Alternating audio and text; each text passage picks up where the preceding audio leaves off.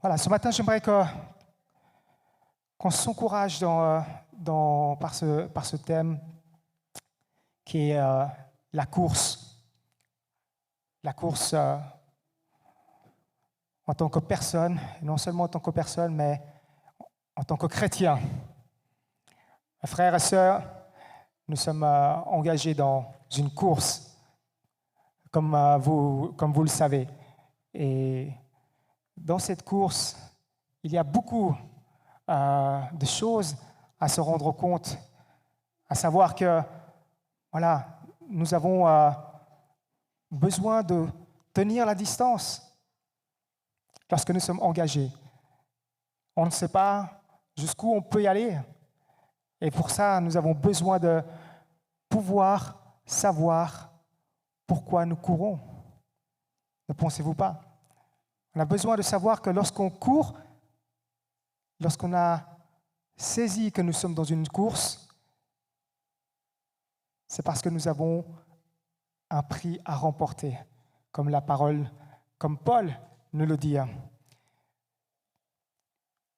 Dans 1 Corinthiens, chapitre 9, au verset 24,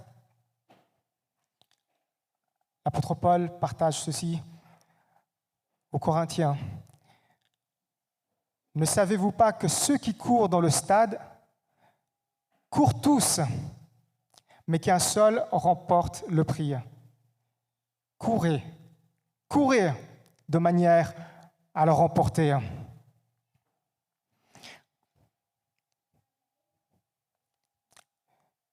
Comme peut-être ceux qui ont remarqué, ceux qui ont suivi cet été, il y avait l'événement des Jeux Olympiques. Je ne sais pas si vous êtes friand des Jeux Olympiques ou du sport. Je ne sais pas si vous avez une discipline que vous aimez bien. Moi, peut-être le basketball. Je ne joue pas forcément au basketball, mais voilà, le basketball, surtout pour une équipe que j'aime bien suivre, qui est l'équipe, qui est la Dream Team, l'équipe américaine, parce que voilà, on aime bien le sport où il y a ces joueurs qui ont on dirait qu'ils ont cette magie lorsqu'ils jouent, il y a cette intensité, on dirait qu'ils ne s'arrêtent pas de courir. Et je ne sais pas si vous-même, vous avez un sport que vous suivez. Bon, j'ai essayé de suivre. Je n'ai pas suivi forcément tous les matchs de basketball. Je me suis concentré sur une discipline. J'ai essayé de suivre en rediffusion. Parce que voilà, on ne va pas forcément se réveiller à 3 heures du matin, à 4 heures du matin pour suivre son équipe préférée. Mais il y en a qui sont tellement fans de ces sports. Il y en a qui sont tellement au rendez-vous lorsqu'il y a des disciplines où ils veulent absolument participer, ils veulent absolument regarder. Et le monde de sport, c'est quelque chose d'intéressant. Parce lorsqu'on parle de sport, c'est une discipline. Et dans la discipline, ça nous apporte un enseignement. Parce que dans la discipline, on veut acquérir quelque chose. Et en parlant de course, est-ce que nous sommes nés coureurs? Est-ce que nous sommes tous nés coureurs pour courir? Peut-être au début pour marcher. Et après la vie nous pousse à courir. Bon, à la fin, on est forcé à courir parce que nous sommes tellement stressés. Mais ce n'est pas cette course auquel nous sommes forcément destinés, n'est-ce pas? Mais Paul nous partage une expérience. Il nous partage une discipline. Parce que lorsqu'il a partagé cette pensée de coureur, de lorsqu'il court dans un stade, il a partagé ceci aux Corinthiens. Et à Corinthe, C'est une ville qui est dans la région ou dans l'Empire grec. Corinthe est une grande ville de la Grèce. En tant que personne, citoyen de la Grèce, à l'époque de Paul, les gens, ils parlaient certainement des Jeux olympiques, parce que les Jeux olympiques tirent son origine de la Grèce, ou quelque part. Les Jeux olympiques, en fait, c'est un festival, si vous voulez, de sportifs, un festival d'art, de musique, de chanteurs, mais c'est surtout un festival pour reconnaître et honorer les dieux grecs, plus tard les dieux romains, parce que les Jeux olympiques qui a commencé au 8e siècle avant Jésus-Christ, qui a duré pendant une période de 12 siècles, vous voyez, 12 siècles, 1200 ans pour un événement comme ça. C'est que c'était quelque chose qui a perpétré, c'était quelque chose que les gens attendaient, on va dire, tous les 4 ans, pas chaque année, mais tous les 4 ans, et chaque 4 ans, ça devenait de plus en plus élaboré, ça devenait de plus en plus accessible. Parce que pour les sportifs, si tu voulais participer en tant que sportif, en tant qu'athlète, ce n'était pas réservé ce n'était pas accessible à tout le monde. Il fallait être grec au départ, il fallait être de milieu aisé, riche, on va dire. Il fallait connaître ou se faire recommander. Il fallait, en tant qu'athlète, il fallait avoir les moyens physiques. Il y avait des sélections à faire. Ce n'était pas tout le monde qui pouvait rentrer dans le stade. Il y avait une sélection, donc il fallait que les athlètes se prouvent comme quoi ils pouvaient être sélectionnés. Il fallait être les plus rapides, il fallait être les plus forts, il fallait être les plus résistants.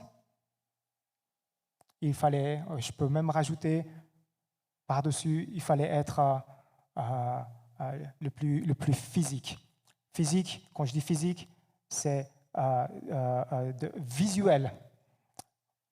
Parce que les athlètes, ils devaient être prêts aussi à accepter non seulement la discipline, mais aussi de pouvoir accepter de courir, pas comme ils voudraient, mais complètement nus. Ça, c'était quelque chose. Ça, il fallait vraiment le vouloir. Au départ, si vous voulez, ils étaient recouverts, mais ce que j'ai un peu appris, il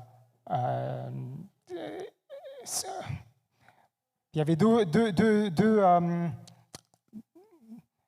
deux suppositions dans le sens que un coureur, un athlète était en train de courir le sprint et dans sa course, la ceinture de son vêtement, on ne l'a plus retenue, il ne pouvait plus le retenir et dans cette course-là, il ne pouvait pas s'arrêter parce que c'était quelque part le prix à payer de pouvoir aller jusqu'au bout, quel que soit le prix. Et en ayant couru, en ayant perdu son vêtement ou son drap, sa couverture, il est allé jusqu'au bout et il a fini quand même par gagner. Alors, une autre supposition qui, d'après l'histoire, c'est que le fait de participer, étant donné que c'était un événement qui était un culte pour les dieux, les athlètes eux-mêmes étaient considérés comme des dieux. Pas seulement on considérait leur force, mais on considérait leur physique. Alors quel que soit son physique, les personnes étaient connues comme ils étaient et à eux de prouver ce qu'ils avaient au fond d'eux-mêmes. Donc, participer, être un sportif, c'est un choix. C'est quelque part un choix, n'est-ce pas? À l'époque. Après, si ça a changé, ça, je ne peux pas vous dire. S'ils ont fini par se rhabiller, ça, je ne peux pas vous le dire. C'est pour ça que si vous avez visité des musées, vous avez vu, vous êtes même peut-être allé en Grèce, vous avez vu de la poterie où il y avait des dessins sur ces poteries d'athlètes qui n'étaient pas du tout vêtus. C'est que ce n'est pas une légende. L'histoire nous l'a raconté. Alors, pour pouvoir participer, il fallait être convaincu qu'on voulait participer pour gagner.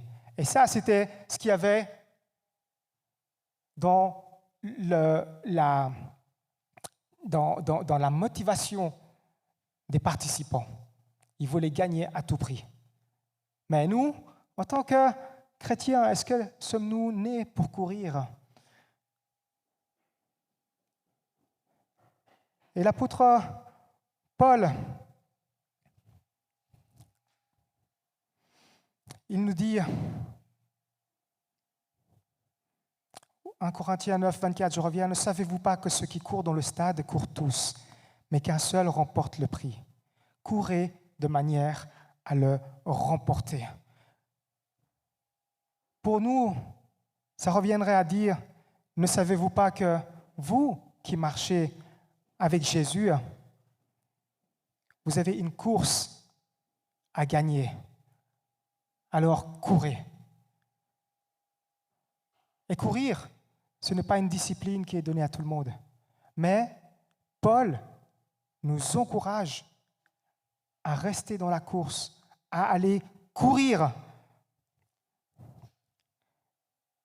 Et c'est en s'entraînant qu'on devient un coureur.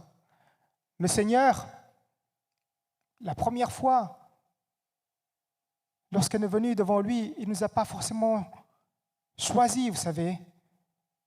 Il ne nous a pas forcément sélectionnés pour ce que nous étions. Si nous avions un certain niveau de théologie, peut-être, tu te dis, je suis digne d'être sélectionné. Si nous avons un certain niveau de vie confortable, peut-être nous sommes dignes de pouvoir participer, de pouvoir être sélectionnés. Mais le Seigneur ne nous a pas sélectionnés parce que nous sommes des sprinteurs, ou nous sommes des marathoniens qui sommes capables de courir et tenir des distances. Un marathon, c'est l'équivalent de 42 km. Pouvoir courir et garder le rythme. Et moi, ce qui m'impressionne, il y a des coureurs qui font ce marathon et qui courent en gardant le rythme jusqu'au bout. Mais ils ne sont pas nés coureurs. Ils se sont entraînés pour ça. Et là, Paul nous partage cette pensée. Courez, courez, courez, courez pour remporter le prix. Parce qu'il y a un prix à recevoir. Et Paul, vous savez, c'est quelqu'un qui était un homme discipliné. Paul, l'apôtre Paul, avant de devenir et d'être appelé Paul, il était Saul. Saul, c'était un homme qui a acquis un statut, un homme qui a acquis un privilège de par sa nationalité en tant que juif et en tant que romain. Il avait les avantages sociaux. Paul avait la connaissance. Paul, il avait l'intelligence. Paul, il avait le don de parler. Paul était zélé. Saul était, il avait à cœur d'aller jusqu'au bout de ce qu'il souhaite être. être parmi dans la haute société quelque part. Et ça, c'est un privilège. Et il a travaillé pour ça. Mais vous savez, avec ce qu'il a, dans ce qu'il a acquis, tout a changé lorsque le Seigneur Jésus s'est révélé dans sa vie. Cet homme religieux qui était zélé pour sa religion, le judaïsme, il voulait protéger sa religion. Vous savez, à l'époque, les Romains gouvernaient Israël. Et pour Paul, il fallait qu'il y ait un respect dans la société, dans les rues. Il ne fallait pas qu'il y avait de révolte, parce qu'il y a beaucoup de révoltes qui pouvaient avoir lieu, des Juifs qui voulaient se retourner contre les Romains. Et ça, il ne fallait absolument pas que ça se produise, sinon ce sera au prix de leur vie. Et non seulement il ne fallait pas que ça se produise, parce qu'il fallait protéger ses intérêts. Et c'est ce qu'il voulait faire, Paul, protéger ses intérêts, protéger sa religion, et pour cela, il fallait faire taire les chrétiens. Il était zélé dans ce qu'il faisait. Il était tellement zélé qu'il voulait mettre en prison les chrétiens, ceux qui croyaient en Jésus. Et il en a tué et arrêté tellement de chrétiens qu'au moment où il voulait encore davantage accomplir sa mission, Jésus s'était révélé à lui sur le chemin de Damas. Et Paul,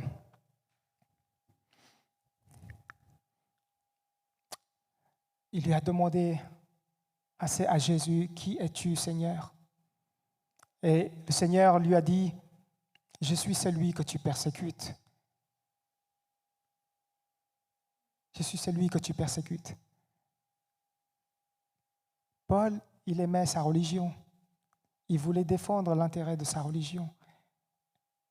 Mais là, il comprend qu'il n'avait pas la vérité. Paul exerçait sa vie, ses fonctions,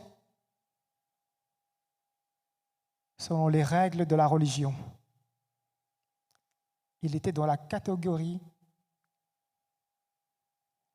des personnes aisées, mais il exerçait selon les règles de sa religion. Et lorsque Jésus lui a dit « Je suis celui que tu persécutes », il va même aller plus loin.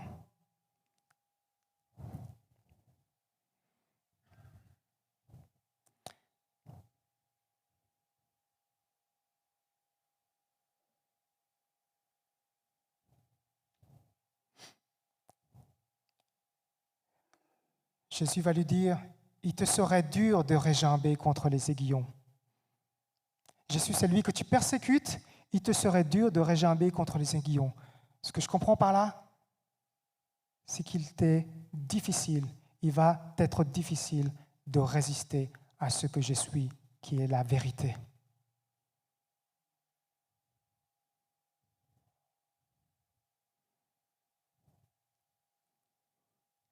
Et là, Paul, il a compris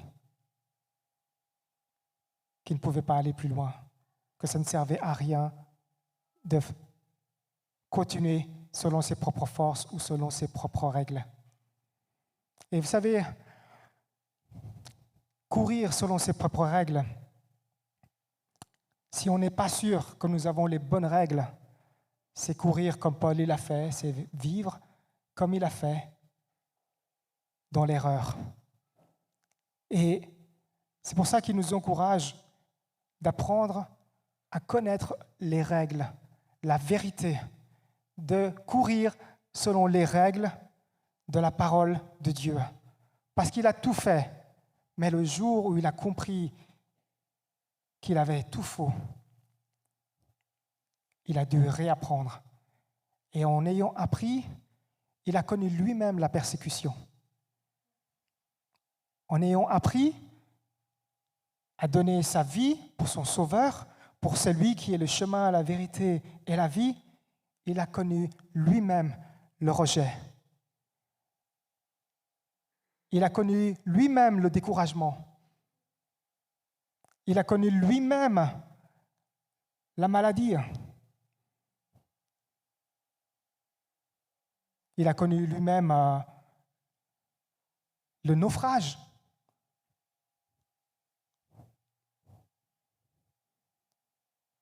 Mais il a appris à regarder et à connaître les nouvelles règles selon la parole de Dieu. Et c'est là qu'il a pu dire dans Galates chapitre 1, verset 15, « Mais lorsqu'il plut à celui qui m'avait mis à part dès le sein de ma mère et qui m'a appelé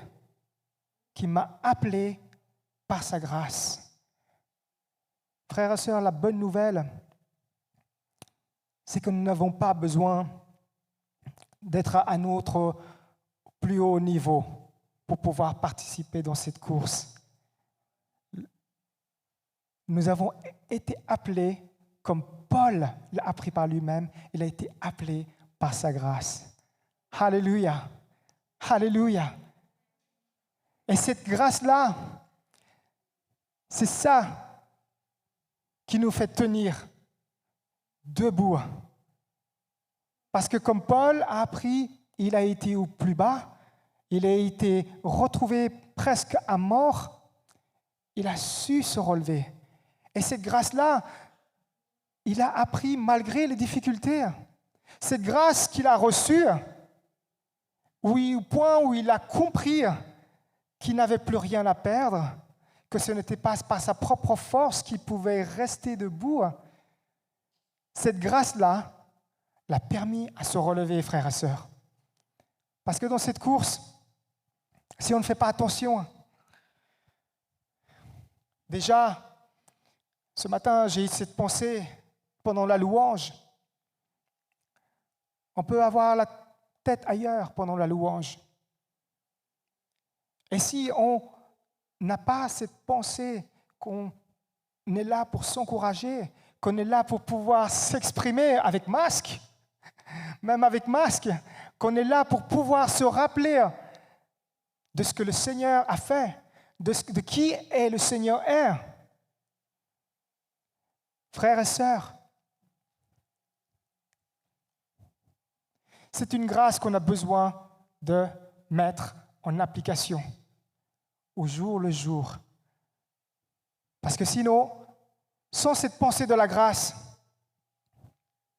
on va jouer selon nos propres règles.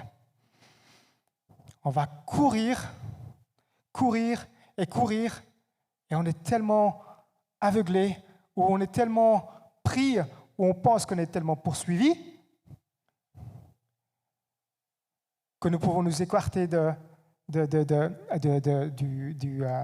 la piste, que nous pouvons même faillir et se dire qu'on ne peut plus. Ça peut nous arriver, frères et sœurs. Je ne sais pas, est-ce que ça vous est arrivé de pouvoir avoir de la difficulté dans votre... On va parler de la marche, qui est une course. Parce que dans cette course, nous sommes appelés à courir.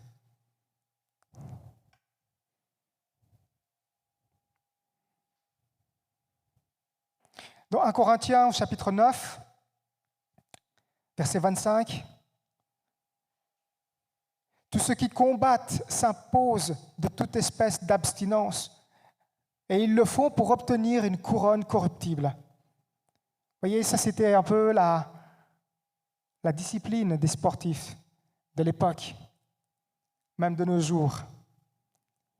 Il faut qu'ils s'entraînent, il faut qu'ils deviennent meilleurs. Tout leur était donné pour pouvoir développer leurs muscles, développer leurs capacités, devenir plus forts, devenir plus habiles, devenir plus rapides. Tout a été à portée de main. Ils font tout.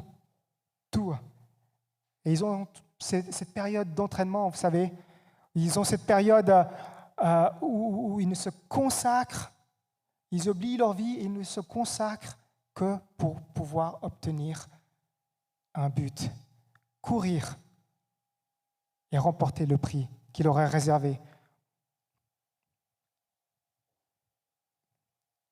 Mais nous le faisons pour une couronne incorruptible, frères et sœurs. Paul continue à dire, moi donc je cours non pas comme à l'aventure.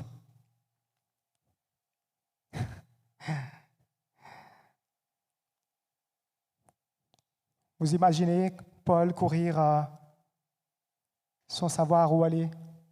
Vous avez déjà vous avez déjà pensé à partir quelque part et vous n'avez rien prévu? Ou peut-être vous avez prévu quelque chose et les choses ne se sont pas passées comme vous voudriez? Est-ce que vous êtes déjà parti à l'aventure? On peut partir à l'aventure. Gloire à Dieu. Moi, quand on voyage, j'essaie de planifier, mais au point où je suis tellement en train de suivre mon GPS, j'arrive même à me perdre avec le GPS. Alors, j'essaye de retrouver le chemin, mais même avec le GPS, il nous est arrivé de pouvoir aller sur une route où on était presque près du rebord. Parce que le GPS arrivait encore à nous conduire dans des chemins inconnus. Alors on fait confiance à ce GPS. Mais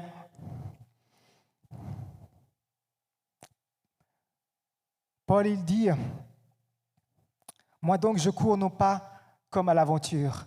Je frappe non pas comme battant l'air. Quand on est sportif, on ne veut pas faire n'importe quoi. On veut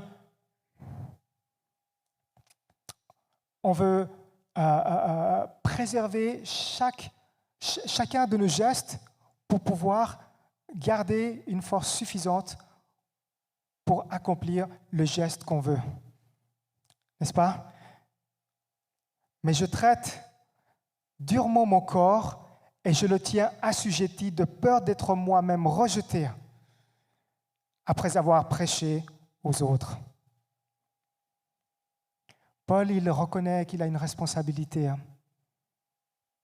dans cette course. Vous savez, en tant que Romain, Paul nous partage aussi l'expérience des Romains, des soldats romains.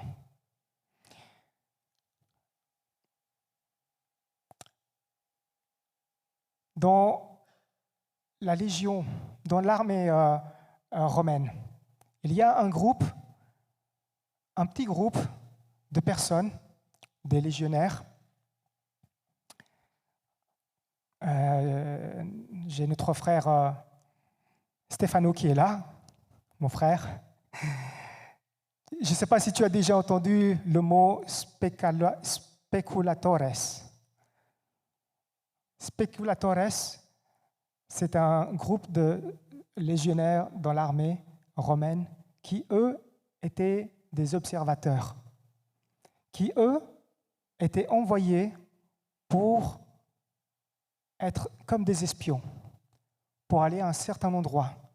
Ils doivent pouvoir capables d'être discrets, de ne pas se faire voir par l'ennemi, de pouvoir aller d'un lieu à un autre, et même s'il le faut, courir,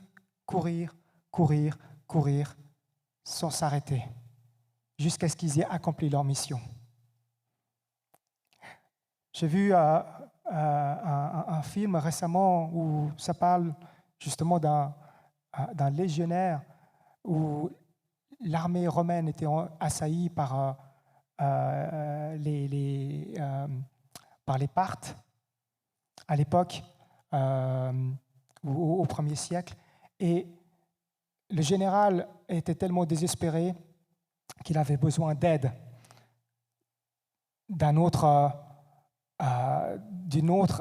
corps d'armée qui se trouvait, eux, dans une région de la Turquie. Et pour eux, ça prenait 7 jours, voire à 10 jours de marche. Et ils ont envoyé un coureur, quelqu'un qui avait l'habitude des montagnes. Et cette personne-là avait une seule mission, c'était de pouvoir délivrer le message du général, de son général, pour pouvoir chercher de l'aide. Et cet homme a couru. Cet homme a couru. Cet homme a connu le danger de la part des ennemis qui l'ont trouvé. Et il a fui. Il a essayé de combattre. Il a été aidé par 2 de ses 3 camarades. Et sur le chemin et à la longue, il est resté tout seul. Il a connu un homme de sagesse qui lui a parlé au sujet de la vraie liberté, cette liberté que cet homme de sagesse qu'il a connue dans la personne de Jésus. Il a connu sur son chemin une femme qui l'avait aidé, qui l'avait hébergé. Et pendant ce temps qu'il courait, cet homme, lui qui était lié par un choix de pouvoir servir dans l'armée romaine, et il savait qu'il ne pouvait pas faillir à son devoir. Quoi qu'il rencontre sur sa route, il fallait qu'il délivre ce message. Et cet homme était tellement reconnaissant. Vous savez, c'était comme ça les soldats romains, les légionnaires. Ils ont trouvé un but dans leur vie, de pouvoir servir dans l'armée romaine. Dans l'histoire, ces légionnaires sont même reconnaissants qu'ils peuvent servir et mourir pour l'armée romaine. C'était leur but. Et cet homme a couru. Et il a tenu jusqu'au bout. Frères et sœurs, il y a beaucoup de choses qui peuvent nous... Sur notre course, certains peut-être commencent à courir ou apprennent à courir. Certains commencent peut-être, après le temps, à ralentir. Certains peut-être, avec le temps, commencent à douter. Ça peut nous arriver, frères et sœurs, parce que dans cette course-là où nous sommes appelés, il y aura des dangers. Il faut s'attendre à des dangers.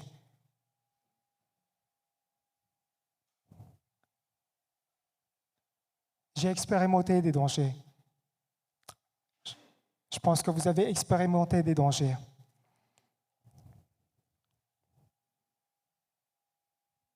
Des fois même, il fallait que je relise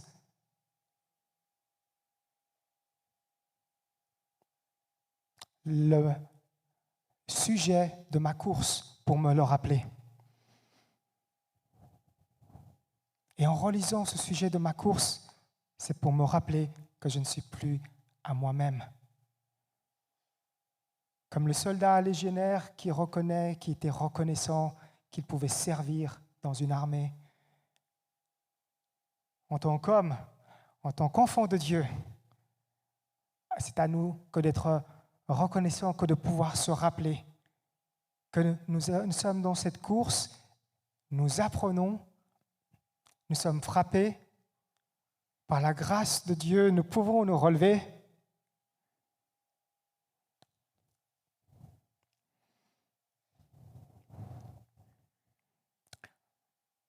Même pendant les Jeux Olympiques, si c'était un événement qui n'avait lieu que 4 ans, tous les 4 ans, vous savez ce qu'ils font les sportifs pendant cette période? Ils ne cessent de s'entraîner. Si nous tombons, frères et sœurs, si nous avons échoué à la ligne d'arrivée parce que nous n'étions pas les premiers, ou en cours de route, si on a été frappé, si nous nous sommes volontairement écartés, frères et sœurs, Là, on n'a pas tous les 4 ans pour s'entraîner. Par la grâce de Dieu, nous avons la nuit et le jour dans la présence de Dieu, où nous pouvons être accompagnés de sa présence, de sa grâce. Alléluia, alléluia. Et de cette grâce-là, qu'est-ce qu'on en fait de cette grâce, frères et sœurs? Est-ce qu'on va se relever et puis de nouveau essayer de notre mieux? Mais ça ne suffit pas de se dire qu'on veut essayer de notre mieux. Peut-être la course est longue pour certains. Vous savez, au milieu de nous, avec le temps, si on parle de servir dans l'armée, gloire à Dieu, nous avons des vétérans.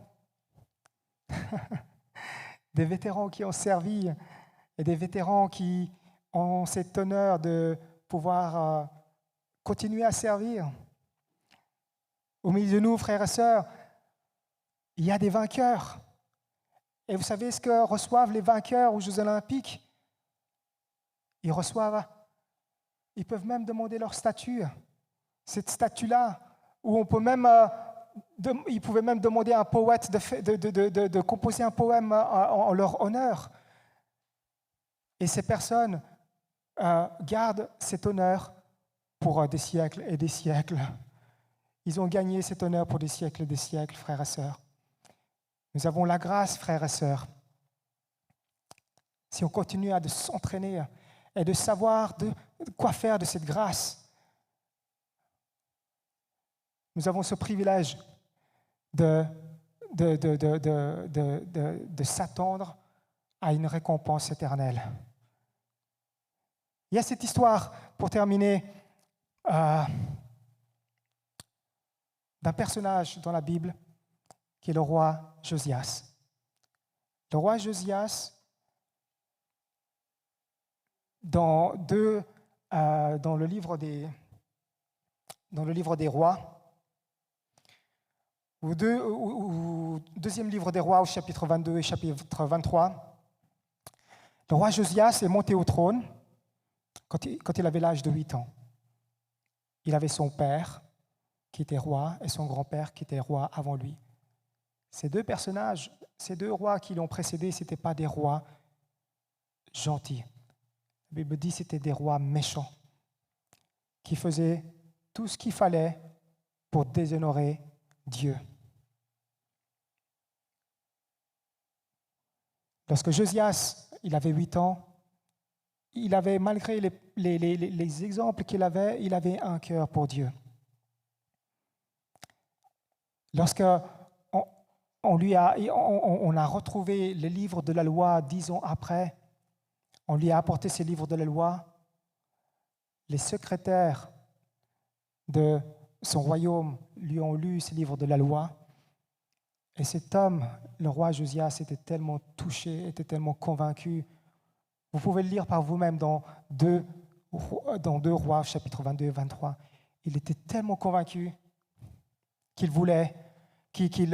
s'est arraché son vêtement et que dans tout le royaume, à cause des mauvais rois qui l'ont précédé, le royaume d'Israël s'était perverti.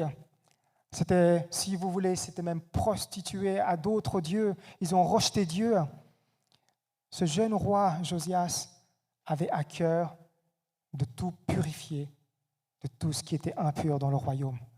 Dans le temple que David avait construit, il y avait des idoles, d'autres dieux, d'autres cultures, qui étaient même des démons, des idoles qui étaient des démons. Il les a nettoyés, cela. Il a nettoyé les parties où les prostituées restaient dans le temple de Dieu. Il avait à cœur et il a tenu. Il avait à cœur malgré le mauvais exemple qu'il avait. Frères et sœurs, nous pouvons être entourés des choses de nos jours où les choses deviendront de plus en plus difficiles. Paul encourage Timothée de tenir ferme. Dans les derniers jours, non seulement il y aura pire qu'un dérèglement climatique. Il y a même déjà ce dérèglement spirituel dans le monde. Un dérèglement spirituel. Mais le Seigneur a dit, ne soyez pas troublés, car il faut que ces choses arrivent. Ne soyez pas troublés, car il faut que ces choses arrivent. Et pour qu'on puisse s'encourager, dans Philippiens chapitre 3, verset 13, on nous dit, « Frères, je ne pense pas l'avoir saisi, mais je fais une chose, oubliant ce qui est en arrière et me portant vers ce qui est en avant. » C'est un peu le leitmotiv des sportifs. C'est qu'ils ne pensent plus à leur victoire du passé pour ne pas devenir orgueilleux. Ils pensent à ce qu'ils vont accomplir dans le présent. Et Paul dit, oublions ce qui est en arrière et me portant vers ce qui est en avant. Je cours vers le but pour remporter le prix de la vocation céleste de Dieu en Jésus-Christ. De la vocation céleste, frères et sœurs.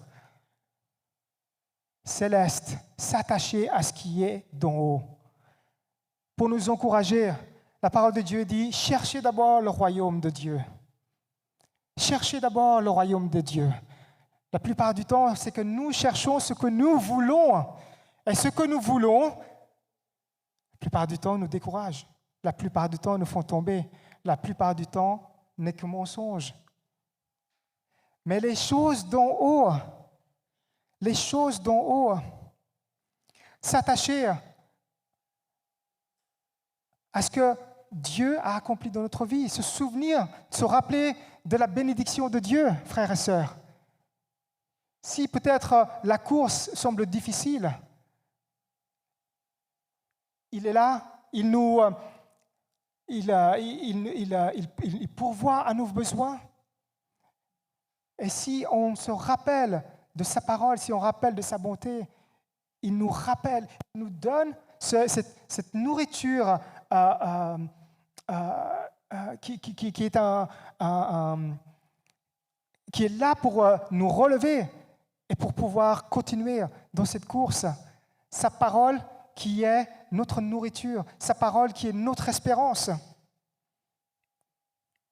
Et sa parole qui nous aide à combattre dans le découragement, qui nous aide à combattre de nos mauvaises habitudes, tant que nous tenons la route. Tant que nous tenons la route. Un homme au temps de Paul, Publius, a dit ceci, puissant en effet l'empire de l'habitude. Est-ce que ça vous dit quelque chose? Puissant en effet est l'empire de l'habitude.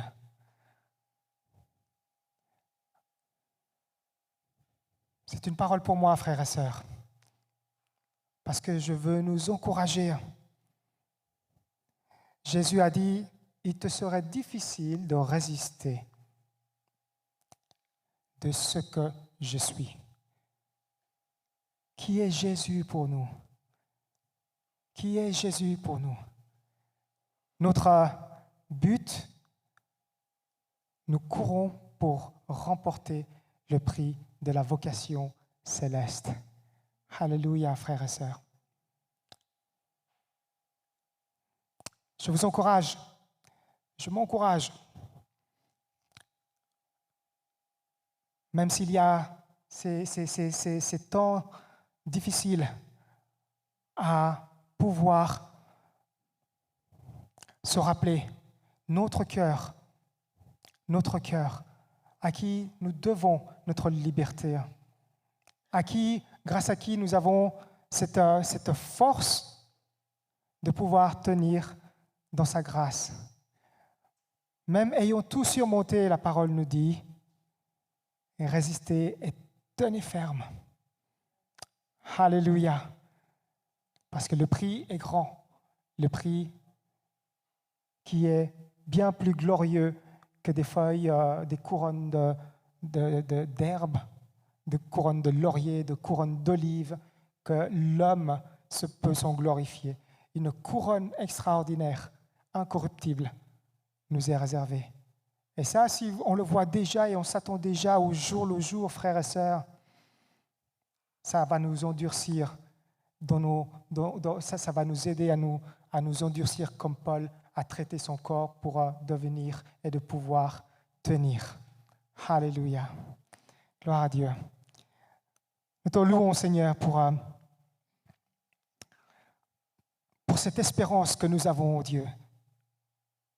Que c'est toi qui as payé le prix pour que nous soyons rachetés. Que c'est toi qui nous as choisis, pas à cause de nos connaissances, même à ton sujet, ou de notre ignorance, parce que nous n'étions pas, Seigneur, nous ne t'avions pas dans nos cœurs, mais tu nous as choisis à cause de ton amour, Seigneur. Et tu nous as choisis, Seigneur, pour que nous connaissions la vraie liberté, que nous connaissions la vérité, et de par cette vérité, Seigneur, nous puissions profiter et jouir de la joie de Dieu, qui est la force, notre force. Alléluia. Et que, Seigneur, à chaque instant, oh Dieu, que nous puissions nous rappeler, Seigneur, que nous sommes rachetés, que nous avons la joie de l'Éternel en nous.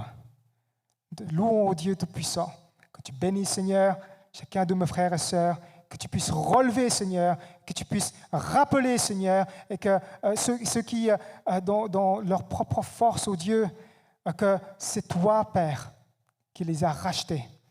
Alléluia. Et qui les a rendus libres et qui donne cette vie en abondance, oh Dieu, auquel nous pouvons espérer à connaître et à vivre, Seigneur Jésus.